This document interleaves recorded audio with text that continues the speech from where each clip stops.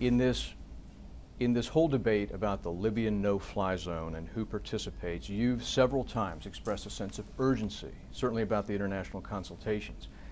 But you're also waiting on this UN resolution at the Security Council that's still being drafted and which you're pretty sure is going to be opposed by the Russians and the Chinese. So where's the urgency? Well, Wyatt, first, I think that there was a sea change in opinion when the Arab League issued its statement on Saturday. For the Arab League to call for military action to protect civilians in Libya against a member of the Arab League was an extraordinary statement of leadership and real conviction. That has changed the thinking of a lot of people. In fact, as we consult in New York on a UN resolution, there's a much greater openness than there was a week ago. And the answer to why a UN resolution is because we need to have international support for anything that anyone does on behalf of the opposition and the civilians in Libya. To go unilaterally, whether it was a European nation, the United States, or an Arab nation, would fly in the face of the international community, and it would also limit the kind of support that would be necessary. I think what you're seeing today is a recognition that whatever is decided in the UN Security Council must include Arab leadership and Arab participation. So many different actions are being considered.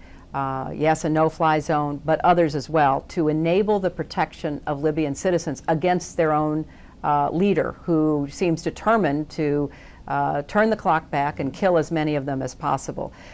So I think that it is certainly fair to say that it took a while for people to feel that there was going to be international support, including Arab support, for any action. But you're now saying that's something, being considered. You're saying something important here, Arab support. Do you see a time where you might ask Arab air forces and Arab pilots to take on some of the risk that they were previously asking of the United States? I think we're going to take this one step at a time. We're going to try to see what can be negotiated, and right now that is ongoing as we speak.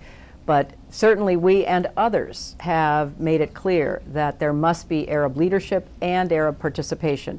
How that will be defined depends in large measure on what the Security Council decides to call for. But I'm sure you remember that during the first Gulf War, Arab armies took the field against Saddam Hussein. Do you think it's possible you will be asking for Arab air forces to be included in any action against Gaddafi? I think it is important to see what the Security Council will come up with, but I think the Arab League statement, their very courageous stance, suggests that they know that they have to step up and lead and participate in any action that would be internationally authorized. The details of that have not been in any way determined. They have to step up. You want to leave it vague, but you believe they have to step up. Fair to say? Yes. Outside of the no-fly zone, there is pressure in Congress for the United States to help arm the Libyan resistance. Do you support that? I want to see what we can get out of the United Nations, because there is no way that the United States will take unilateral action on any of these issues. We are not going to act alone. There would be unforeseen consequences to that I believe would be detrimental. But as part of the international community, there will be a wide range of actions discussed.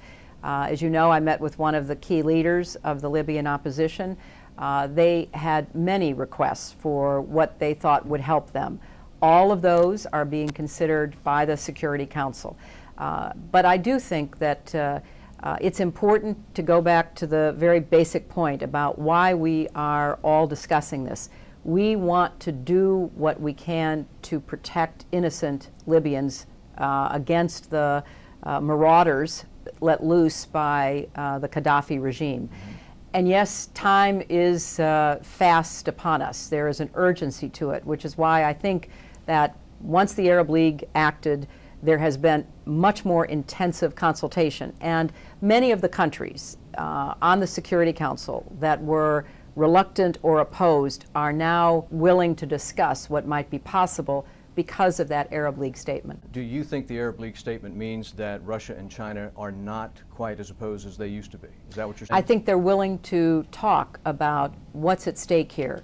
A regime that is acting as he is, with all of the consequences that that entails, not only for the Libyans, but for the region and beyond, I think has been given new impetus because of the Arab League statement, which made it clear that this is not something Europeans are concerned about or Americans are concerned about, but this hits very close to home right here in the region, and the Arab League taking that position has, I think, opened up some doors that were closed.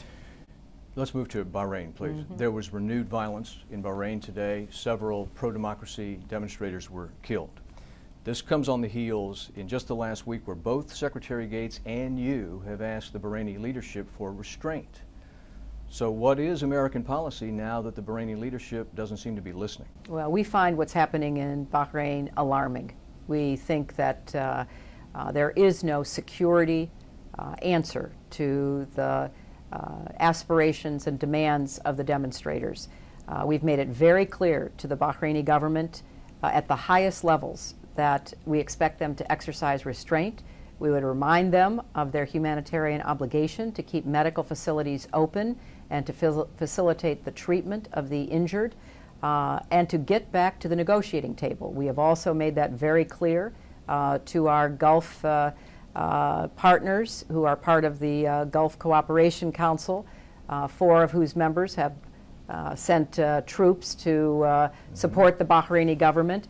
They are on the wrong track. There is no security answer to this, and the sooner they get back to the negotiating table and start trying to answer the legitimate needs of the people, the sooner there can be a resolution that will be in the best interest of everyone. But right now, Madam Secretary, does it make the United States look bad? Does it give the United States a black eye to be so allied with a monarchy that is now shooting its own people? Well, we are absolutely opposed to the use of force, and we have said that repeatedly.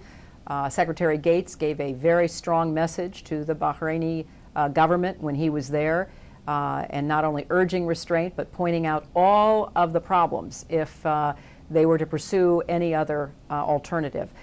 So we have been very clear about that, and we are going to continue to stress what we think is in the best interest not only of Bahrain and the people of Bahrain, but of the entire region.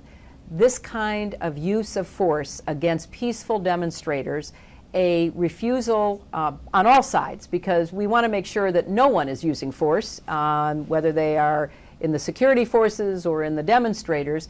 Everyone needs to resolve their differences in a peaceful manner and to look for a political solution. There is no long-term alternative other than that. Madam Secretary, thank you. Thank you.